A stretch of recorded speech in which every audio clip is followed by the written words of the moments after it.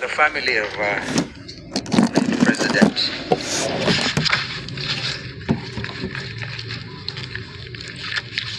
When I see Sister Judy, I see Kibaki.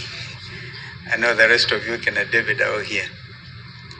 Because it got to a stage where Judy was quite a presence. Well, I want to thank the panelists for some very exemplary remarks about President Mwai Kibaki.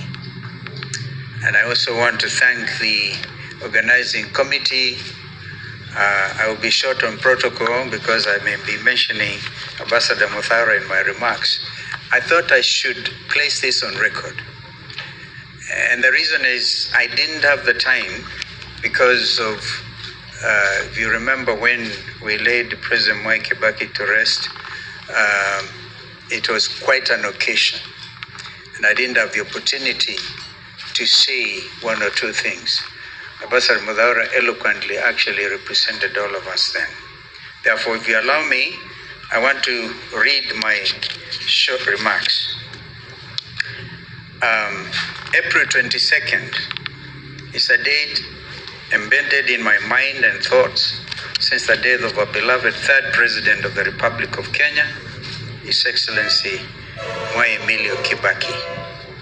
When I learned that a group of eminent Kenyans launched the Mwai Kibaki Annual Memorial Lecture to keep the memory and ideas of this African icon alive 2 years ago, it warmed my heart and spirit.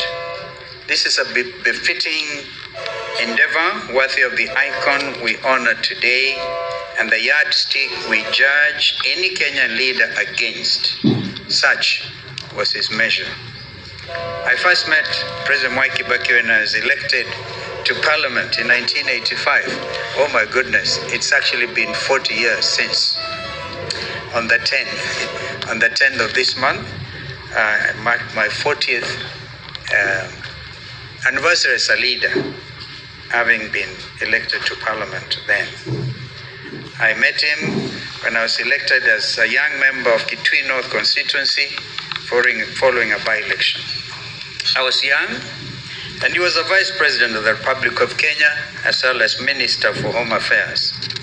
I was a greenhorn, and Kibaki had been feted not just nationally, but internationally, as a finance minister who steered the economy with sound fiscal discipline for over 13 years during the First Republic.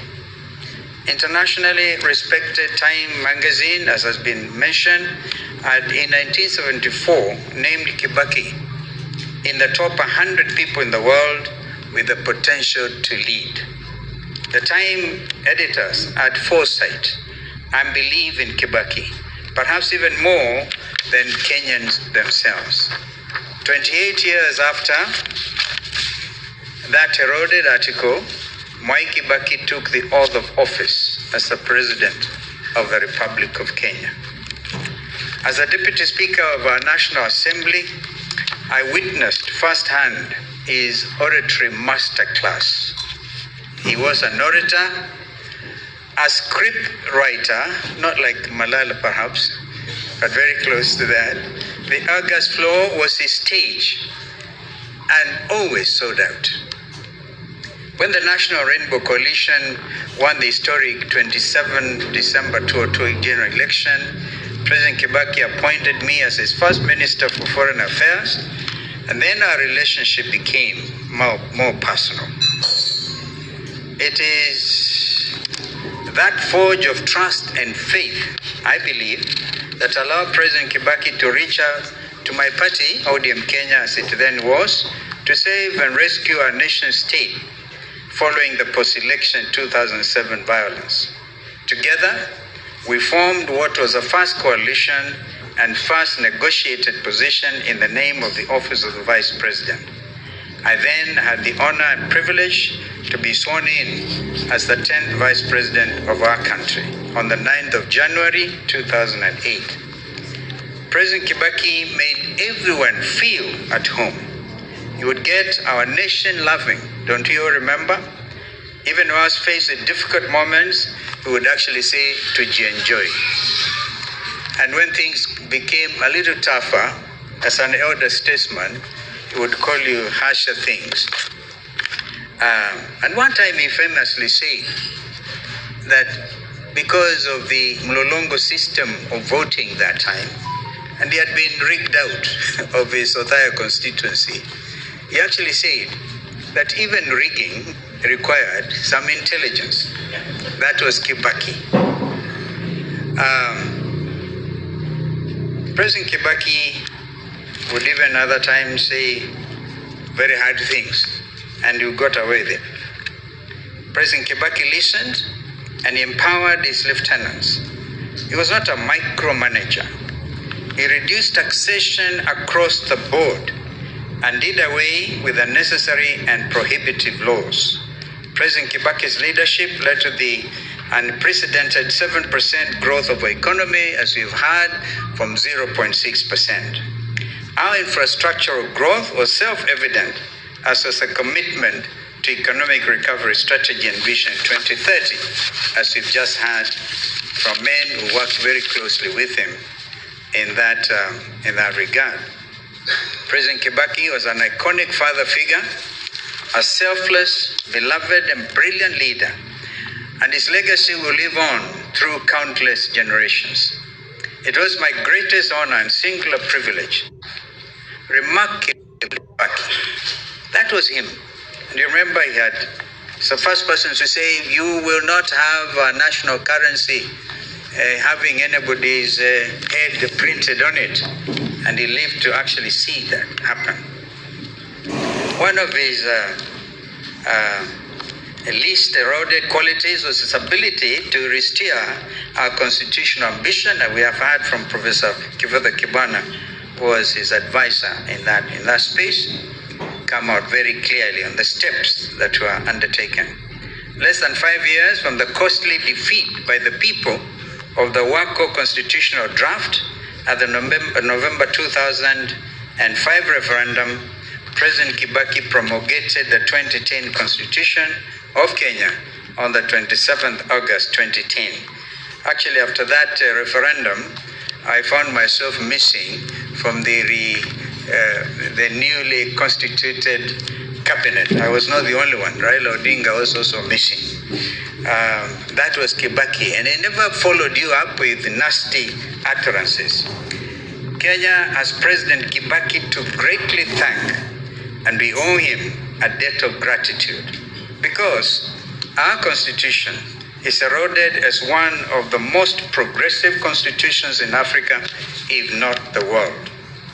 It is his constitution that now more than ever holds the fabric of our nation together at these grave and perilous times. Allow me to, for example, because if Kibaki was here, he wouldn't himself shy away from dealing with this matter. Yesterday, Kenya and the world witnessed the most unfortunate assault on democracy, when security agents, acting on orders from above, lobbed tear gas at young students of Butere Girls High School and members of the press at the National Drama Festival in Nakuru. It is an act of criminality against basic values of common decency. It is a direct assault to our democracy and rights of Kenyans as enshrined in our Constitution. And Article 33 of our Constitution, which was given to us as a heritage by President Kibaki, every person has the right to freedom of expression, a right that includes the guarantee for the Butere girls to perform their play without fear or intimidation.